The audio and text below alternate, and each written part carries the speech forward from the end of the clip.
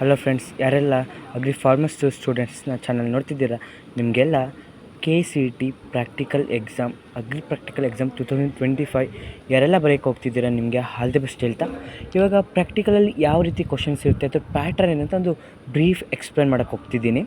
ಎಲ್ಲರೂ ನಮ್ಮ ಚಾನಲ್ನ ಸಬ್ಸ್ಕ್ರೈಬ್ ಮಾಡಿ, ಸಪೋರ್ಟ್ ಮಾಡಿ, ಲೈಕ್ ಮಾಡಿ ಅಂತ ಹೇಳ್ತಾ, ಮೊದಲಿಗೆ ಕ್ವಶನ್ಸ್ ಪೇಪರ್ ಪ್ಯಾಟ್ರನ್ ಯಾವ ರೀತಿ ಇರುತ್ತೆ ಅಂದರೆ, the question is an objective type. ಅಂದರೆ ನೀವು ಅಲ್ಲಿ ನೋಡಿಬಿಟ್ಟು 4 ಪ್ರಶ್ನೆಗಳ ಕೇಳ್ತಾರೆ, ಅದರಲ್ಲಿ ನೀವು ಟಿಕ್ ಹಾಕುವಂಥ ಒಂದು ಪ್ಯಾಟ್ರನ್ ಇಲ್ಲಿರುತ್ತೆ.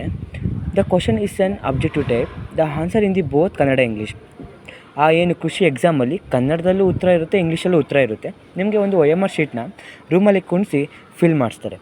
ಫಿಲ್ ಮಾಡಿಸಿದ ನಂತರ ನಿಮಗೆ ಆಬ್ಜೆಕ್ಟಿವ್ನ ನೋಡೋಕ್ಕೆ ಬಿಟ್ಟು ಹೋಗ್ತಾರೆ. ಒಂದೊಂದು ಆಬ್ಜೆಕ್ಟಿವ್ ನೋಡೋಕ್ಕೆ 1 ಮಿನಿಟ್ಸ್ ಟೈಮನ್ನು ಕೊಡ್ತಾರೆ.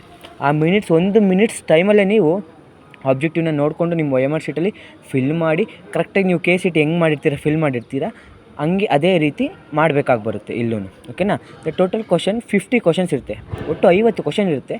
OMR ಶೀಟಲ್ಲೂ 50 ಅಷ್ಟೇ ಕ್ವಶನ್ಸ್ಗೆ OMR ಫಿಲ್ ಮಾಡೋಕ್ಕೆ ಅವಕಾಶ ಕೊಟ್ಟಿರ್ತಾರೆ. The question have 4 options. ಒಂದು ಕ್ವಶನ್ಗೆ 4 ಇಲ್ಲಿ ಏನು ಆಬ್ಜೆಕ್ಟಿವ್ ನೋಡ್ತೀರ ಅದ್ರ ಕೆಳಗಡೆ ಅಂಟಿಸ್ಬಿಟ್ಟಿರ್ತಾರೆ. ಅದನ್ನ ನೋಡಿಕೊಂಡು ನೀವು OMR ಶೀಟ್ಗೆ ಚುಕ್ಕಿ ಇಟ್ಕೊಂಡು ಹೋಗ್ತಾ ಚುಕ್ಕಿ ಇಟ್ಕೊಂಡು ಆಮೇಲೆ ಫಿಲ್ ಮಾಡ್ಕೊಳ್ಳಿ. ಫಸ್ಟೇ ಫಿಲ್ ಹೆಂಗೋ ಮಾಡೋಕ್ಕಲ್ಲ, ಚುಕ್ಕಿ ಇಟ್ಕೊಂಡು ಫಿಲ್ ಮಾಡ್ಕೊತೀರಿ. ಓಕೆನಾ? The question have 4 options. ಓಕೆನಾ?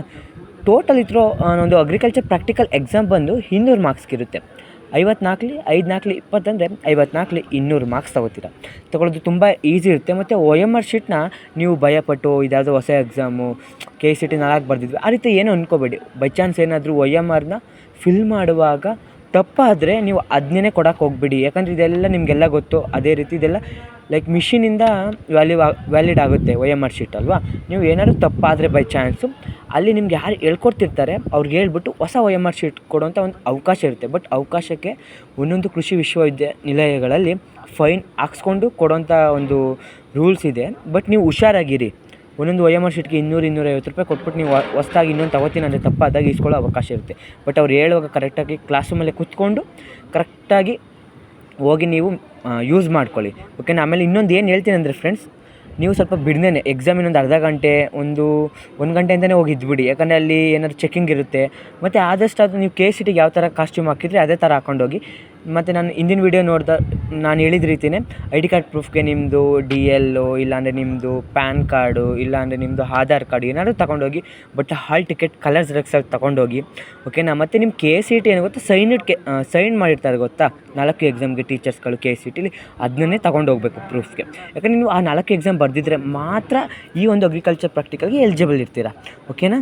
ಮತ್ತು ಏನು ಗೊತ್ತಾ, ನರ್ವನೆಸ್ ಆಗಬೇಡಿ. ತುಂಬ ನಿಮ್ಮ ಸರೌಂಡಿಂಗ್ಸಲ್ಲಿ ಯಾವುದೇ ಕೃಷಿ ವಿಶ್ವವಿದ್ಯಾಲಯ ಇರ್ಬೋದು, ಕೃಷಿ ಮಹಾವಿದ್ಯಾಲಯ ಇರ್ಬೋದು, ಅಲ್ಲಿ ಯಾವ ಒಂದು ಬೆಳೆಗೆ ಪ್ರಾಮುಖ್ಯತೆ ಕೊಡ್ತಾರೆ. ಇವಾಗ ಹಾರ್ಟಿಕಲ್ಚರ್ ಕಾಲೇಜ್ ಆದರೆ, ತೋಟಗಾರಿಕೆ ಆದರೆ ಆ ಒಂದು 50 ಕ್ವಶನಲ್ಲಿ ಮಿನಿಮಮ್ 20-25 ತೋಟ ಅಂದರೆ ಗಿಡಗಳ ಬಗ್ಗೆನೇ ಜಾಸ್ತಿ ಕೇಳ್ತಾರೆ. ಇವಾಗ ನೀವು ಚಿಂತಾಮಣಿಯಲ್ಲಿರುವಂತಹ ರೇಷ್ಮೆ ಮಹಾವಿದ್ಯಾಲಯಕ್ಕೆ ಹೋದರೆ ರೇಷ್ಮೆಗೆ ಸಂಬಂಧಪಟ್ಟಿದ್ದನ್ನ ಅಲ್ಲಿ ಜಾಸ್ತಿ ಕೇಳುವಂಥ ಎಲ್ಲ ಚಾನ್ಸಸ್ ಇರುತ್ತೆ.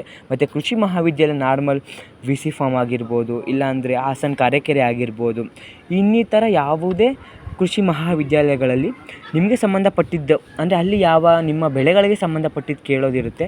ಮತ್ತು ಈ ವೆಟರ್ನರಿ ಪಾರ್ಟದ್ದು ಕೇಳೋದಿರುತ್ತೆ. ಅದು ವೆಟರ್ನರಿ ಪಾರ್ಟ್ ಅಷ್ಟೊಂದು ಕೇಳಲ್ಲ. ಬಟ್ ನಿಮ್ಮ ಎಕ್ಸಾಮು ವೆಟರ್ನರಿ ಕಾಲೇಜಲ್ಲಿದ್ದರೆ ವೆಟರ್ನರಿ ಕ್ವಶನ್ಸ್ ಕೇಳೋದು ಕಾಮನ್. ನಾನು ಹೇಳ್ತಿದ್ದೀನಲ್ಲ, ಆ ಒಂದು ಮಹಾವಿದ್ಯಾಲಯ ಯಾವ ಒಂದು ಯೂನಿವರ್ಸಿಟಿಗೆ ಸೇರಿರುತ್ತೆ ಅದ್ರ ಮೇಲೆ ಆ ಕ್ವಶನ್ಸ್ಗಳು ಫೋಕಸ್ ಮಾಡಿರ್ತಾರೆ.